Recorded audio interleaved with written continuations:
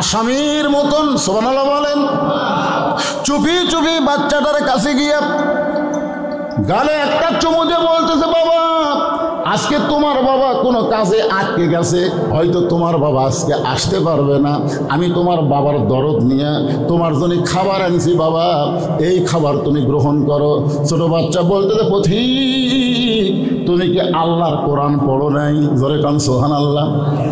ওই ছোট বাচ্চাটা হযরত ওমরকে বলতেছে, পথিক রে নিশিরাতের পথিক তুমি কি আল্লাহর কোরআন পড়ো নাই? আল্লাহ কোরআনে বলতেছেন, ওয়াকাদা রব্বুকা আল্লাহ তা'বুদু ইল্লা ইয়্যাহু ওয়া বিল ওয়ালিদাইনি ইহসানা। এই দুটো কি সিজার করা নাকি রে? হ্যাঁ, সিজার করা বাচ্চারা অস্থির হয়, কারণ এরা জন্মের আগে জন্ম লাগে, বুঝেন না ভাইজান? আমার দাদি আমার কয়, তো মায়ের পেট থেকে বের করার সময়, ভাই রে তোর মায়ের এতই কষ্ট, তোর মাথা লম্বা হয়ে গেছিল, মানে টানে বের করতে আমার মাথা লম্বা হয়ে গেছিল, পরে মাথা থেবে থেবে গোল করছে। এই যে আমরা তিনজন বসে আছি, এই পিছনে যারা বসে আছে, আমরা একটাও সিজার করা নয়, সব আমরা মায়ের গর্ভ থেকে দুনিয়াতে বড় কষ্ট মা পাইছে, আমরা দুনিয়াতে আইছি। আর এদের বসে আছে এনে পেটের ব্যথা, স্বামী কয় সব ডাক্তারের কাছে নিয়ে যাবো, ডাক্তার চেক আপ করে কয় একটু ব্যাকা হয়ে আছে, কিছুই না, 2 দিন পরে নর্মাল ওর জন্ম হবে। অথচ টাকা কামাই করার জন্য বলতেছে পানি শুকে গেছে। তখন কি করবি? পেট কেটে থেকে আর ঘুমই ভাঙেনি, ঘুমই ভাঙেনি। ডাক্তার কয় কে রে 2 দিন পরে এমনি জন্ম হতে পারে, টাকার লোভে পেট কাটনো। তখন 3-4 ডাক্তার একত্রে বলে ঘুম ভাঙার লাগবে তো।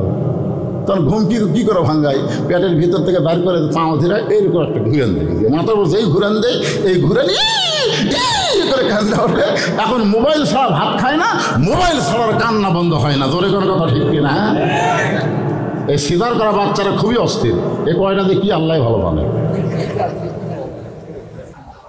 ছোট্ট বাচ্চাটা বলে, পথিক তুমি আসলে ভালো মানুষ, গভীর রাত্রে আমাকে খাবার নিয়ে আইছো, কিন্তু তুমি তো জানো না আমার বাবা ছাড়া আমি খাইও না, ঘুমাই না।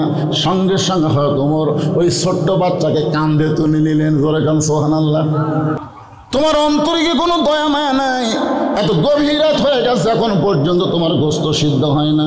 মেয়েটা বলতেছে, পথিক আমার বাড়ি হলো ইয়ামিন দেশে, আমি শুনতে পারলাম মদিনার খলিফা ওমর অত্যন্ত ভালো মানুষ। আমার 2-3 বাচ্চাকে নিয়ে বিকেলবেলা ওমরের দরবারে যাওয়ার চাই, কিন্তু এত মানুষের ভিড়, আমি ওমরের দরবারে যাবার পারলাম না। আগামীকাল সকালবেলায় যাব, এই নিয়তে তাঁবু টাঙ্গায়া 2টা বাচ্চাকে বুকের মধ্যে নিয়ে আমি ঘুমাবার চাই। কিন্তু আমার 2টা বাচ্চার পেটে এত খিদা লাগছে, ক্ষুধার যন্ত্রণায় বারবার যখন কাঁদতেছে, শুধুমাত্র সন্তানকে সান্ত্বনা দেওয়ার জন্যে আমি পাতিলে পানি আর পাথর দিয়া নিচে আগুন জ্বলায় বলতেছে, বাবা সিদ্ধ হলেই তোমাদের খাবার দিব। আমার কথা শুনতে শুনতে 2টা বাচ্চা ঘুমাইয়া যাবে, সকালবেলা ওমরের দরবারে যাব, কিন্তু এত খিদা আমার 2টা বাচ্চার পেটে লাগছে গো পথিক, আমার মনে হয় রাত বাচ্চা 2টার কাটাবে না। সঙ্গে সঙ্গে ওমর ফারুক বললেন, মা তুমি একটু ধৈর্য ধরো। এক দৌড়ে বাইতুল মালের দরজায় গিয়ে বলে, আসলাম একটা খাবার বস্তা আমার মাথায় উঠে দে। আসলাম বলে, আমিরুল মুমিনিন বস্তা কোথায় নেওয়া লাগবে হুকুম দেন। ওমর ফারুক বলে, আসলাম একজনের পাপের বোঝা আর একজন মাথায় নেয় না, দে আমার মাথায় উঠে দে। বিশাল খাবার বস্তা মাথায় নিয়ে ওমর ফারুক যখন দৌড় দেয়, পিছন দিক থেকে আসলাম বলে, আমিরুল মুমিনিন এত বড় বস্তা মাথায় নিয়ে দৌড়াতে গিয়ে আপনি পড়ে যাবেন। ওমর ফারুক বলে, আসলাম রে সময় মতো যদি যাবার না পারি, তাহলে জাহান্নামের আগুনকে আল্লাহ ওমরকে পুড়াইয়া ফেলবে। এক দৌড়ে তাঁবুর নিকটে গিয়ে বললেন, মা তোমার সন্তান 2টাকে জীবিত আছে? বলে, হ্যাঁ এখনো জীবিত আছে। তাহলে রুটি আর হালুয়া তৈরি করো। এবার মা রুটি হালুয়া তৈরি করে ওমর ফারুকের হাতে যখন দেয়, ওমর ফারুক 2টা সন্তানকে 2 উরাতের উপরে বসাইয়া রুটি হালুয়া যখন মুখে দিচ্ছে, বাচ্চা 2টা খায়, মুচকি মুচকি হাসে। ওমরের চোখ দিয়ে দর দর করে পানি পড়তেছে। 2টা বাচ্চা চোখের পানি মুছে দিয়ে বলে, কে গো তুমি? আমরা বাবা হারা এতিম, আমাদেরকে দয়া করার মতন কেউ নাই, নাই, আজকে গভীর রাত্রে আমাদের ক্ষুধার পেটে খাবার দিয়ে তুমি কেন কাঁদতেছো? ওমর ফারুক বলে, আল্লাহ এই অধমকে জাহান্নামের আগুন থেকে তুমি হেফাজত করো। ঘুরে যাবি জোরে কোন কথা ঠিক কি না?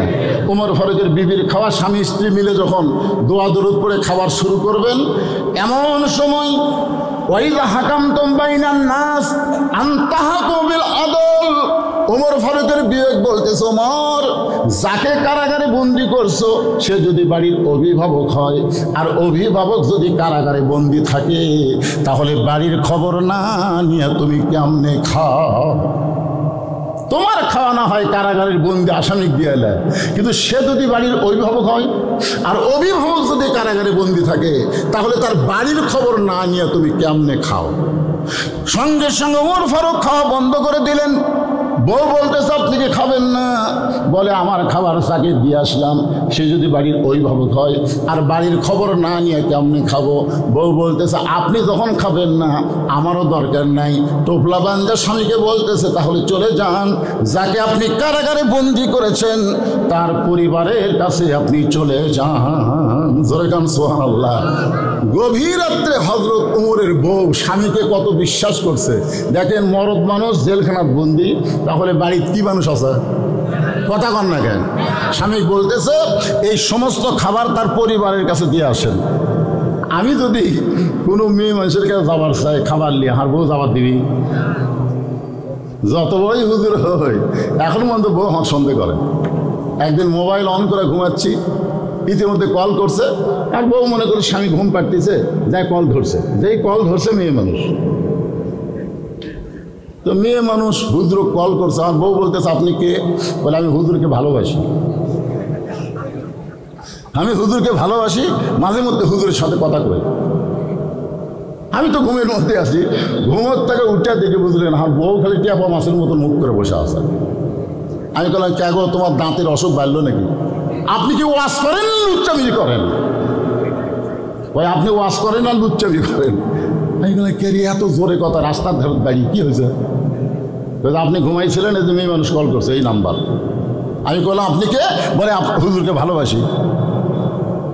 আমি একে একেবারে জোরে রিংটন ইয়ার কি কয়, এটা কি কয়, লাউড স্পিকার দিয়ে কল দিলাম। মা মারে, তুমি নাকি কল করছিলে? কয়, হুজুর কল তো করছিলাম, যেটা ধরছিল সেটা কি? আমি তো জোরে দিয়েছি লাউড স্পিকার। বলতেছে আমার বউ, এরকম খারাপ বউ আপনি সংসার করেন কেমন? আর বউ বলতেছে, দেখছে কি কয়, আমার সংসার ভাঙবি। এই মেয়ে, আমার বউকে তুমি খারাপ বলতেছো কেন? বলে, হুজুর আমি কইছি আপনার ওয়াজ আমি ভালোবাসি, ওয়াজ শুনি। তা আপনার বউ আর না শুনেই বলতেছে কিসের ভালোবাসা? একটা মেয়ে মানুষ কি বক্তার ওয়াজ ভালোবাসতে পারে না? আমার বউ মিজানুর আমার আজহারের ওয়াজ শোনে। আমি গেলাম, কে গো আমার ওয়াজ শুনবো না? কয় না, মিজানুর আজহারের ওয়াজ ভালো। তাই এখন কী কবো, কে রে বুড়া দিকে এখন পছন্দ হচ্ছে না, এই কথা আমি বলবো? শুনতেই পারে, ওয়াজ ভালোবাসে, স্বামীর তো ভালোবাসে, কিন্তু স্বামীর ওয়াজ না ভালোবাসলেও মিজানুর রহমানকে ভালোবাসে না, তার ওয়াজ ভালোবাসে। জোরে কোন কথা ঠিক কি না? ওমর ফারুক খাবার নিয়ে যাকে কারাগারে বন্দি করছে তার পরিবারের বাড়ির দিকে রওনা দিলেন। পরিবারের বেদুইন সাহাবীর পাহাড়ি এলাকার কাছে আসতেই ওমর ফারুক দূর থেকে শুনতে পায় একটা ছোট বাচ্চার কণ্ঠ। কে যেন বাচ্চা কাঁদতেছে আর বলতেছে, বাবা এত রাত হয়ে গেল, বাবা এখন পর্যন্ত আপনি বাড়িতে আসেন নাই। বাবা আপনি কি জানেন না আপনাকে ছাড়া আমি খাই না, আপনাকে ছাড়া আমি ঘুমাই না। ও বাবা এত রাত হয়ে গেল, এখন পর্যন্ত আপনি বাড়িতে আসেন না। ওমর ফারুক বুঝতে পারলেন যাকে কারাগারে বন্দি করছি তারই সন্তান হবে। ওমর ফারুক আসামির মতন সুবহানাল্লাহ বলেন, চুপি চুপি বাচ্চাটার কাছে গিয়ে গালে একটা চুমু দিয়ে বলতেছে, বাবা আজকে তোমার বাবা কোনো কাজে আটকে গেছে, হয়তো তোমার বাবা আজকে আসতে পারবে না। আমি তোমার বাবার দরদ নিয়ে তোমার জন্য খাবার আনছি, বাবা এই খাবার তুমি গ্রহণ করো। ছোট বাচ্চা বলতেছে, পথিক তুমি কি আল্লাহর কোরআন পড়ো নাই? জোরে কান সুবহানাল্লাহ। ওই ছোট বাচ্চাটা হযরত ওমরকে বলতেছে, পথিক রে নিশি রাতের পথিক, তুমি কি আল্লাহর কোরআন পড়ো নাই? আল্লাহ কোরআনে বলতেছেন ওয়াকাদা রব্বুকা আল্লাহ তা'বুদু ইল্লা ইয়্যাহু ওয়া বিল ওয়ালিদাইনি ইহসানা। কে রে, এই দুটো কি সিজার করা নাকি রে? হ্যাঁ, সিজার করা বাচ্চারা অস্থির হয়, কারণ এরা জন্মের আগে জন্ম নেয়, বুঝেন না ভাইজান? আমার দাদি আমার কয়, তো মায়ের পেট থেকে বের করার সময় ভাই রে, তোর মায়ের এতই কষ্ট, তোর মাথা লম্বা হয়ে গেছিল, মানে টানে বের করতে আমার মাথা লম্বা হয়ে গেছিল, পরে মাথা থেবে থেবে গোল করছে। এই যে আমরা তিনজন বসে আছি, এর পিছনে যারা বসে আছে, আমরা একটাও সিজার করা নয়, সব আমরা মায়ের গর্ভ থেকে দুনিয়াতে বড় কষ্ট মা পাইছে, আমরা দুনিয়াতে আইছি। আর এদের বসে আছে এনে পেটের ব্যথা, স্বামী কয় সব ডাক্তারের কাছে নিয়ে যাবো, ডাক্তার চেক আপ করে কয় একটু ব্যাকা হয়ে আছে, কিছুই না, 2 দিন পরে নর্মাল ওর জন্ম হবে। অথচ টাকা কামাই করার জন্য বলতেছে পানি শুকে গেছে। তখন কি করবি, পেট কাটা থেকে আর ঘুমি ভাঙেনি, ডাক্তার কয় করে 2 দিন পরে এমনি জন্ম হতে পারে, টাকার লোভে পেট কাটনো। তখন 3-4 ডাক্তার একত্রে ঘুম ভাঙার লাগবে, তো তখন ঘুম কি করে ভাঙ্গায়, পেটের ভিতর থেকে বার করে পাও ধরে এইরকম একটা ঘুরান দেয়, মাথার উপর যেই ঘুরান দেয়, এই ঘুরান করে কান্না ওঠে। এখন মোবাইল ছাড়া ভাত খায় না, মোবাইল ছাড়ার কান্না বন্ধ হয় না, জোরে কোনো কথা ঠিক কিনা? এই সিজার করা বাচ্চারা খুবই অস্থির, এ কয়টা দিয়ে কি আল্লাহ ভালো মানে। দেখছেন কিভাবে চাই আছে, কে রাত 12টা বাজতেছে, তুই এইভাবে চাই আছিস, তোর মানে লিল্লাহে তাকবীর। একটা গান গাই, কি বলবো প্রসবের কথা, মা বিনে সেই ব্যথা কেউ তো বুঝিবে না, মাজন ঠেকিয়া সন্তানের দায়, অকালে মা মারা যায়, কেন সে মায়ের ভক্তি করো না, এমন দরদি ভবে কেউ হবে না আমার মা গো। ওই ছেলেটা বলতেছে পথিক, তুমি কি আল্লাহর কোরআন পড়ো না? আল্লাহ কোরআনে বলতেছে আল্লাহর পরই হলো বাপ মা, তুমি আমাকে বাবার দরদ দিয়ে আমাকে আদর করে খাবার দাও, কিন্তু তুমি জানো না আমার বাবা ছাড়া আমি খাইও না, কোনোদিন বাবা ছাড়া আমি ঘুমাইও না, তুমি আমার বাপ হবে দয়াল বাবা। আমার দয়াল বাবার দরবারিতে কেউ ফিরে না খালি হাতে, আরিয়া গরুলিয়া সব 8 রওনা দিচ্ছে দয়াল বাবা। একই মানুষের বেশি বাবা হওয়া লক্ষণ ভালো না, জায়রা হওয়া লক্ষণ, জোরে কোন কথা ঠিক কিনা? ছোট্ট বাচ্চাটা বলে পথিক তুমি আসলে ভালো মানুষ, গভীর রাত্রে আমাকে খাবার নিয়ে আইছো, কিন্তু তুমি তো জানো না আমার বাবা ছাড়া আমি খাইও না ঘুমাই না।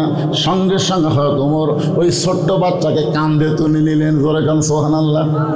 কান্দে তুলে নিয়ে ওই বেদুইন সাহাবী যেই কারাগারে বন্দি, ওই কারাগারের দরজা ছেড়ে দিয়ে বললেন বাবা তুমি যে বাবা ছাড়া খাও না, সেই বাবা এখন এই ঘরের ভিতরে। বেদুইন সাহাবীর ছোট্ট বাচ্চা জেলখানার দরজায় গিয়ে চিল্লায় বলতেছে বাবা কে তোমাকে অন্যায়ভাবে ঘরের মধ্যে বন্দি করে রাখছে, খালি একটা বার তার নাম কও, খালি একটা বার তার নাম কও, তাকে আমি সাইজ করব। ওমর ফারুক দূরে দাঁড়িয়ে মুচকে মুচকে হাসতেছে, কারণ প্রকৃত সন্তান তারাই বাবাকে কষ্ট দেখলে সন্তান সহ্য করতে পারে না। আজকে অনেক বাপ মা বইয়ের জ্বালা কাঁদতেছে, অথচ বেটা বাপ মা ছাড়া বইয়ের কাছে যায়, বাপ মার দিকে খেয়াল করে না, জোরে কোন কথা ঠিক কিনা? এরা ভেজাল সন্তান, এরা প্রকৃত সন্তান না। প্রকৃত সন্তান দরকার হলে বউ তালাক দিবে, বউ ছাড়া দিবে, বইয়ের টেনশন করবে না। বাপ মা মরে গেলে কোনোদিন বাপ মা পাওয়া যায় না, আর বউ মরার সাথে সাথে বিকালে বিয়ে করা যায়, জোরে কোন কথা ঠিক কিনা কথা বলে? ওমর ফারুক দূরে দাঁড়ায় মুচকি মুচকি হাসতেছে, খালি বলতেছে বাবা খালি একবার নাম কও, যে তোমাকে কারাগারে বন্দি করছে তাকে আমি সাইজ করব।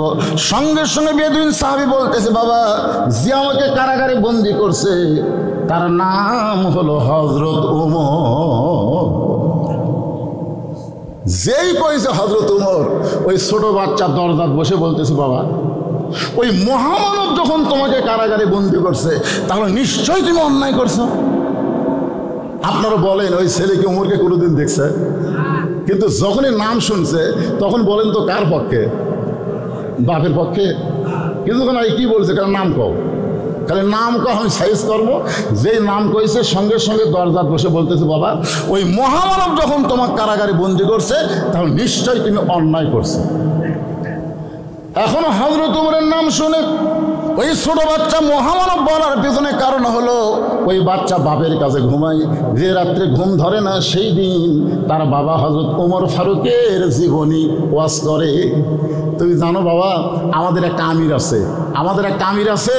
আমাদের একজন নেতা আছে, সবাই যখন ঘুমায় তখন আমাদের আমির ঘুমায় না। একদিন গভীর রাত্রে ঘুম ধরে না, সে চোরের মতন ঘুরতেছে, ঘুরতে ঘুরতে দেখে মরুভূমির মধ্যে তাঁবুর ভিতরে দুই বাচ্চা কাঁদতেছে, আর মা বলতেছে গোশত সিদ্ধ হলেই তোমাদের খাবার দেব। এই গল্পটা বেদুইন সাহাবী তার বাচ্চারে শুনাইছে।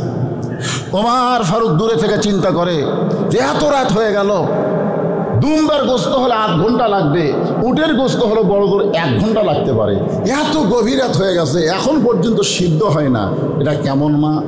ওমর ফারুক তাঁবুর নিকটে গিয়ে বললেন, মা তোমার অন্তরে কি কোনো দয়া মায়া নাই?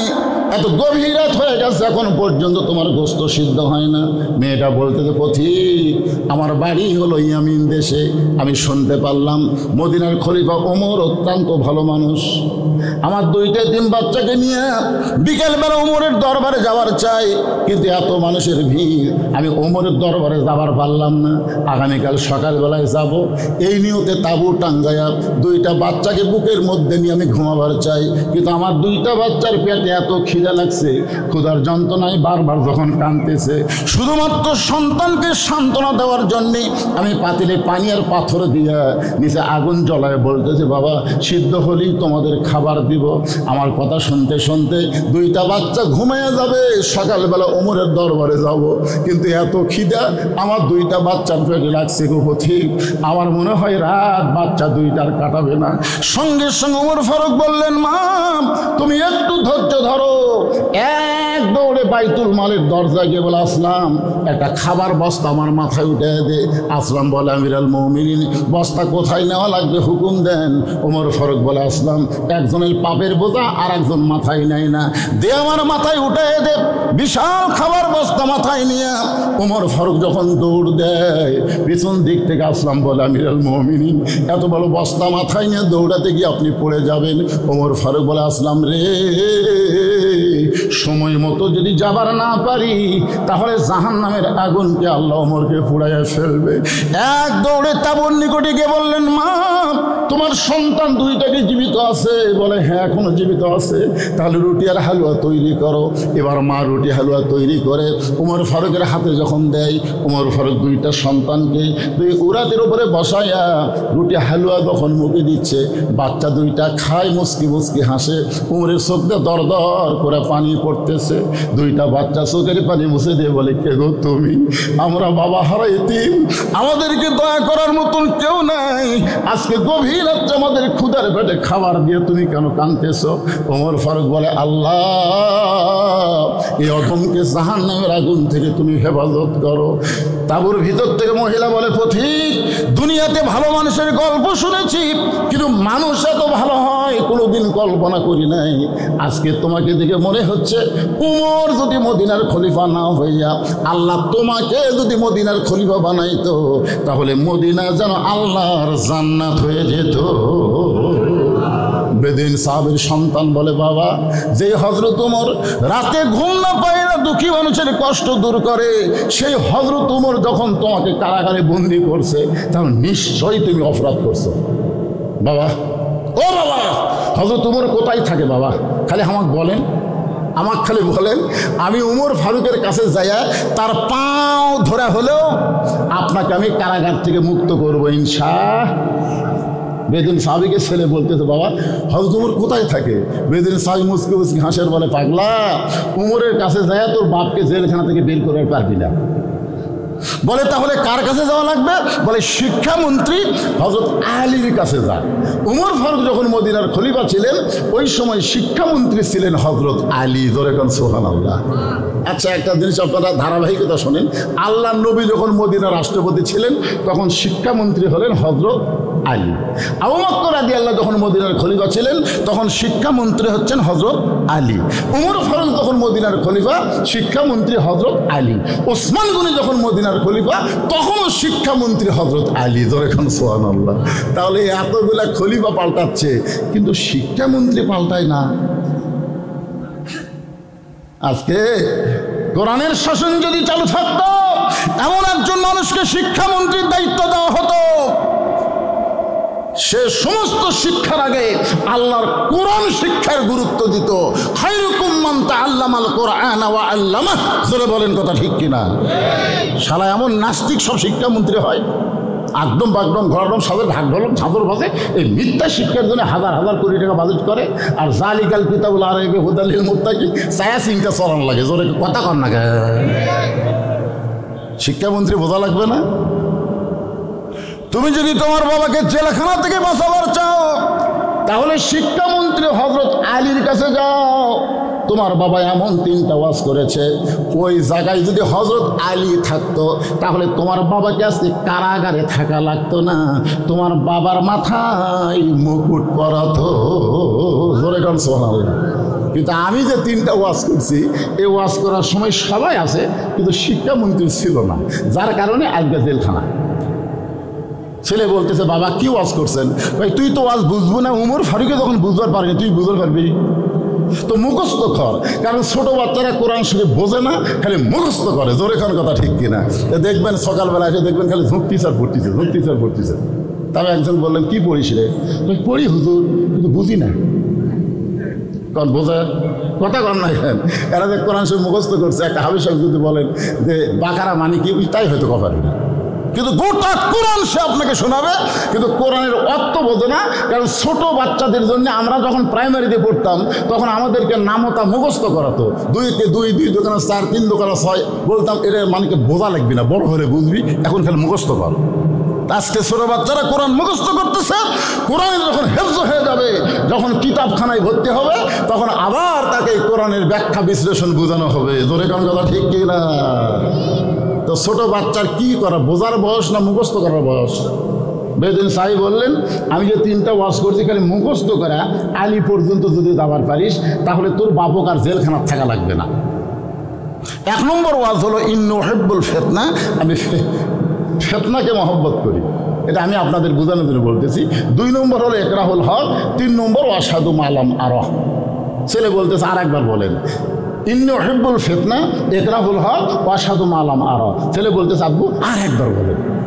ইন্নুহিব্বুল ফিতনা, ইকরাহুল হক, ওয়াশহাদু মা লাম আরা। ছেলে বলতেছে, আমার মুখস্থ হয়ে গেছে, যা খালি যাবো আর এই মুখস্থ করবো, আর এই দিক দিয়ে গেলি শিক্ষামন্ত্রীর দপ্তর পেয়ে যাবি। জোরে কোন সুবহানাল্লাহ। ছোট্ট বাচ্চা 3টা ওয়াজ মুখস্থ করে হযরত আলীর বাড়ির দরজায় তাকায় দেখে 2 জন যুবক দাঁড়িয়ে আছে। একটার নাম হলো হাসান আর একটার নাম হলো হুসাইন। সাইদুস শাবাবে আহলেল জান্নাহ হাসান ও হুসাইন রাদিয়াল্লাহু তাআলা আনহুমা। যুবকেরা, তোমাদের কাছে মেসি নেইমার ভালো না হাসান হুসাইন ভালো? এই মোবাইল আলো কথাই করলো না কে ভাই, কি হচ্ছে না আপনার ঘর? যুবক শোনো, প্রত্যেক জুমার সানি খুতবা ইমাম সাহেব আপনাদের শোনাচ্ছে, জান্নাতি যুবকদের সর্দার হবে 2 জন, একটা হলো হাসান, একটা হলো হুসাইন। মেসি নেইমার হবে জাহান্নামের সর্দার। ধরে কোন কথা ঠিক কিনা? কারণ মেসি কোন জাত? আমেরিকা কোন জাত? আজকে যে ইসরায়েল লাফালাফি করতেছে ওর পিছনে কি আছে? আমেরিকা। জোরে কোন কি আছে? কথা কন না কেন? আমেরিকা আছে। মুসলমানের সবচাইতে বড় শত্রু হলো খ্রিস্টান আর ইহুদি। মেসি নেইমার আর মুসলমান না, ইহুদি খ্রিস্টান। আজকে তোমরা তাদের খেলা সারা রাত জায়গায় জায়গায় দেখো। আর হুসাইনের একটা সুন্নাত, হুসাইনের একটা আদর্শ, হুসাইনের একটা জজবা তোমাদের অন্তরের মধ্যে পয়দা হয় না। ছোট বাচ্চা দাঁড়ায় তাকায় দেখে 2 জন যুবক দরজায় দাঁড়িয়ে আছে। এই 2 যুবককে সালাম দিয়ে বললেন, ইন্নী উহিব্বুল ফিতনা, ইকরাহুল হক, ওয়াশহাদু মা লাম আরা। হাসান হোসেনকে ধরে, ই তো বেদব, কি শুরু করছে? দুইজন যখন ছোট বাচ্চাকে ধরছে, এই কি কোষ, বলে আপনাকে কিছু শোনাবার আসিনি, মুখস্থ করতেছে আসতেছি, তা আপনাকে সামনে একবার শুনলাম আপনার বাপের দরকার। আপনার বাবা কি বাড়িতে আস? সঙ্গে সঙ্গে হযরত আলী বাড়ি থেকে বাইরে আসলেন। ছোট্ট বাচ্চাটা তাই হযরত আলীর সামনে ওয়াজ শুরু করলেন, ইন্নী উহিব্বুল ফিতনা ইকরাহুল হক ওয়া আশহাদু মা লাম আরা। সঙ্গে সঙ্গে হযরত আলী ওই ছোট বাচ্চাকে বুকের সঙ্গে জাপটে ধরে কপালে একটা চুমা দিয়ে বললেন, বাবা এত দামি কথা, এত সুন্দর কথা তুমি কোথায় পাইলে? জোরে কর না সুবহানাল্লাহ। এত দামি কথা, এত সুন্দর কথা তুমি কোথায় পাইলে? হাসান হোসেন কয়, আমরা দুই ভাই যে হারে ধরছেন রে। বাপ আসে আবার কি কয়, এত সুন্দর কথা, এত দামি কথা তুমি কোথায় পাইলা? বলে আপনি তো জানেন না, এই কথা বলার জন্যই হযরত ওমর আমার বাপক জেলখানার মধ্যে বন্দি করে থোছে। আলী বলতেছেন, তোমার কোনো টেনশন নাই, তোমার বাপের জন্য আমি উকিল হব, তোমার বাবাকে জেলখানা থেকে বের করে তোমার হাতে আমি তুলে দিব। জোরে কোন সুবহানাল্লাহ। এখন আপনারা বলেন, হযরত আলী যদি এই ছোট বাচ্চার উকিল হয় বাপের জন্যে, তাহলে ওমরের ক্ষমতা আছে জেলখানা থোয়ার করবে? কারণ উকিল খালি জ্ঞানের দিক দিয়ে না, আলীর শক্তি কেমন, কথা কন, হযরত আলীর দেহের শক্তি কেমন জানি না। আল আলিউ আসাদুল্লাহিল গালিব। আলী হচ্ছে ইসলাম গালিব করার ব্যাপারে আল্লাহর সিংহ। জোরে কোন সুবহানাল্লাহ। সুবহানাল্লাহ কত কি পয়সা লাগিচ্ছে? জোরে কোন সুবহানাল্লাহ। আবার রাসূল বলেছে, আনা মাদিনাতুল ইলমি ওয়া আলিউ বাবুহা, আমি হচ্ছি ইলমের শহর, আলী হচ্ছে তার দরওয়াজা। জোরে কোন সুবহানাল্লাহ। তাহলে শক্তির দিক দিয়ে কয় নম্বর আলী? জ্ঞানের দিক দিয়ে কয় নম্বর? তাহলে যদি শক্তি দিয়েও লাগে উমর পারবি, জ্ঞান দেয় খালি উমর ফারুক জেরুজালেমের পাদদেশে গেছে, নিচে দড়ি ধরে আছে আর রাখাল উটের পিঠে বসে আছে। খ্রিস্টানরা ভাবতেছে উটের পিঠে যিনি বসে আছে তিনি হলেন হযরত ওমর। খ্রিস্টানরা এখন একটা চৌকি এনে বলতেছে, আমির আল মুমিনিন উটের পিঠ থেকে সরাসরি নামতে আপনার কষ্ট হবে, চৌকের উপর পাও দেন। একজন হামাগুড়ি দিয়ে বলতেছে, আমার পিঠের উপর পাও দিয়ে নামেন। রাখাল কান্দার বলে, তোমরা কাকে খলিফা বলতেছ? বলে, আপনি উটের পিঠ, আপনি তো না, আমি হলাম রাখাল। আর রশি ধরে যিনি জমিনে দাঁড়িয়ে তিনি হলেন ওমর। জেরুজালেমের খ্রিস্টানরা বলে, এটা কেমনি হয়? বলে, আল্লাহর কোরআনে যখন রাষ্ট্র চলে তখন এমনি সম্ভব হয়ে যায়। সঙ্গে সঙ্গে জেরুজালেমের খ্রিস্টানরা বলে, যে ইসলাম রাখালকে উটের পিঠে চড়ায় দেয়, অর্ধ পৃথিবীর শাসককে রশি ধরে মাটিতে নামায়, সেই ইসলামকেই আমরা গ্রহণ করব।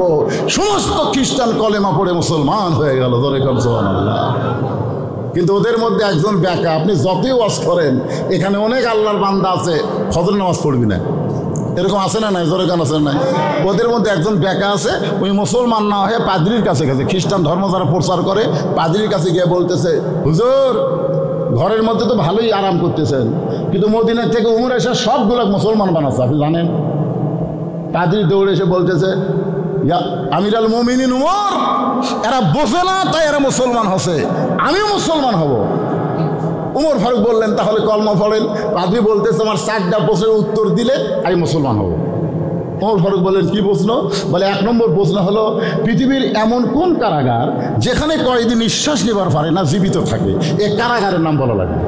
2 নম্বর প্রশ্ন হলো, পৃথিবীর এমন কোন জায়গা যেখানে সূর্যের আলো একবার পড়েছে, কিয়ামত পর্যন্ত আর দ্বিতীয়বার পড়বে না। 3 নম্বর প্রশ্ন হলো, পৃথিবীর এমন কোন কবর যে কবরও জীবিত, লাশটাও জীবিত, এই কবরের নাম বলতে হবে।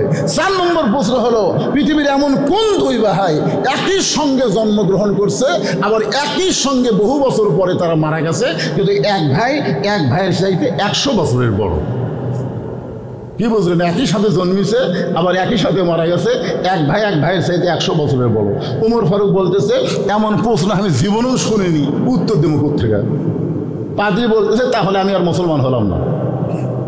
জেরুজালেম থেকে উমর ফারুক যখন মদিনা যাচ্ছে, আলী দেখা করবার গেছে, দেখে মন ভার, আমির আল মুমিনিন মন ভারবেন, সবাই মুসলমান হলো, কিন্তু একটা পাদ্রী হলো না। বলে, কেন হলো না? বলে, 4টা প্রশ্ন করছে, উত্তর দিবার পারিনি। বলে কি প্রশ্ন করছে? বলে পৃথিবীর এমন কোন কারাগার কয়েকদিন নিঃশ্বাস নেবার পরে না জীবিত থাকে? আলী বলতেছে কেন মায়ের উদর, সন্তান মায়ের পেটে থাকে, নিঃশ্বাস নেবার পারে না, তারপরও আল্লাহ জীবিত রাখে। হায় হায় হায়। 2 নম্বর প্রশ্ন করেছে পৃথিবীর এমন কোন জায়গা সূর্যের আলো একবার পড়ছে কিয়ামত পর্যন্ত পড়বে না, ওই জায়গা কোনটা? বলে ওই যে মুসা আলাইহিস সালাম যখন সাগর পাড়ি দিচ্ছে তখন আল্লাহ সাগরের রাস্তা করে দিল, সূর্যের আলো সাগরের তলে গেল, ফেরাউন যেই নামছে সাগর আবার আগের মতো হয়ে গেছে, কিয়ামত পর্যন্ত ওই জায়গাটা সূর্যের আলো দেবি। উমরকে হায় রে হায়। 3 নম্বর প্রশ্ন করলো, লাশটাও জীবিত কবরও জীবিত, লাশ হলো ইউনুস নবী আর কবর হলো মাছ। 4 নম্বর প্রশ্ন করেছে 2 ভাই একই সঙ্গে জন্মগ্রহণ করেছে, আবার বহু বছর পরে একই সঙ্গে মারা গেল। এই 2 ভাইয়ের মধ্যে এক ভাইয়ের 100 বছর বয়সে বড়। এই 2 ভাইকে আলী বলতেছেন আপনি কোরআন কি পড়েন না? ওজাইর আর আজিজ আলাইহিস সালাম, ধরে কোন সুবহানাল্লাহ।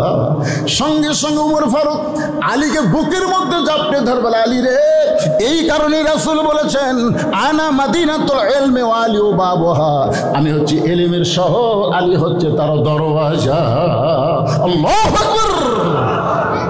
সঙ্গে সঙ্গে ছেলে বলতেছে আলীর মতন মানুষ শিক্ষামন্ত্রী যদি আমার বাপের উকিল হয়, দুনিয়ার কোন উমর আমার বাপকে আর কারাগারে বন্দি রাখতে পারবে? ছোট্ট বাচ্চার হাতটা ধরে হযরত আলী উমর ফারুকের দরবারে যখন হযরত আলী সাথে দেখে ছোট্ট বাচ্চা তাকায় দেখে গেলে এই মানুষটাই তো রাত্রেবেলা আমার কান্দত করে, এই মানুষই তো আমার কান্দত করে বাপের কাছে নিয়ে এলো, তাহলে এটাই হযরত উমর। এক দৌড়ে যায় ছোট্ট বাচ্চা উমর ফারুকের কপালে চুমা খাচ্ছে, ধরে কান সুবহানাল্লাহ। কারণ সারা জীবন উমর ফারুকের গল্প শোনাইছে বাপ। বাচ্চারা যখন না ঘুমায় কিসের হুবার মায়ের কিচ্ছা শোনেন, হুবার মায়ের কিচ্ছা নয়, মোবাইল চালু করে দেন, গেম দেখ দেখতে দেখতে ঘুমিয়ে যাবি। মহামানবের জীবনে শোনাবেন, আপনার সন্তান মহামানব হওয়ার চেষ্টা করবে। ধরে কোন কথা ঠিক কথা বলে। আলী বলতেছে এই ছোট্ট বাচ্চা, যার কপালে চুমা খাইলাম সেই মানুষটাই তোমার বাবাকে কারাগারে বন্দি করছে। ছোট্ট বাচ্চা 2 জনের দিকে তাকায়, আলীর দিকেও তাকায় আবার ওমরের দিকেও তাকায়। ওমর ফারুক বলতেছে আলী ভাই, আমি এই ছোট বাচ্চার বাবাকে এমনি কারাগারে বন্দি করে নাই, মারাত্মক 3টা খারাপ ওয়াজ করছে। শুধু আমি না, হাজার হাজার সাহাবী মসজিদের মধ্যে ছিল, সবাই যখন রাগে চেতে গেল এমন সময় তাকে গণধলাই থেকে বাঁচানোর জন্যে আমি কারাগারে বন্দি করছি। আলী বলতেছে আপনারা বুঝতে পারেন নাই যে 3টা ওয়াজ করেছে, তার চাইতে সুন্দর দামি ওয়াজ আর পৃথিবীতে না। জোরে কাল সুবহানাল্লাহ। উমর ফারুক বলে কি বলেন আপনি? শুধু আমি তো না, হাজার হাজার সাহাবী, আমরা কেউ বুঝতে পারি নাই। আলী বলতেছেন যেরকম দুনিয়া বাংলাদেশের লোক বলতেছে ফিলিস্তিনের মুসলমান মারা যাচ্ছে, ফিলিস্তিনের মুসলমান মারা যাচ্ছে, বুঝে নাই ওরা মারা যাচ্ছে না, ওরা চিরজীবন লাভ করতেছে। ধরে কোন কথা ঠিক কিনা? আবু সাইদ মারা গেছে, মুগ্ধ মারা গেছে, যায়নি। এখন এই 3টা ওয়াজের হাকিকতের অর্থ কি হবে? আলী উমর ফারুককে বলে ওই ছোট বাচ্চার বাপকে কারাগার থেকে জেলখানায় থেকে বের করবে। আপনার কি রাত বেশি হয়ে গেছে? শুনবার চান? কারা কারা শুনবেন? আল্লাহকে একটু হাত দেখেন তো দেখি। লিল্লাহে তাকবীর। আপনি শুনবেন না? আপনি শুনবেন না? হাত তোলেন না কেন? লিল্লাহে তাকবীর, হাত নামান। এখন একটা স্লোগান দেওয়া লাগবে, অন্তর থেকে দেওয়া লাগবে।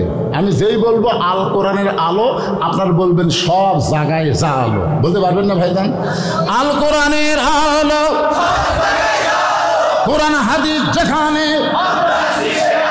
দুনিয়ার মুসলমান লিল্লাহে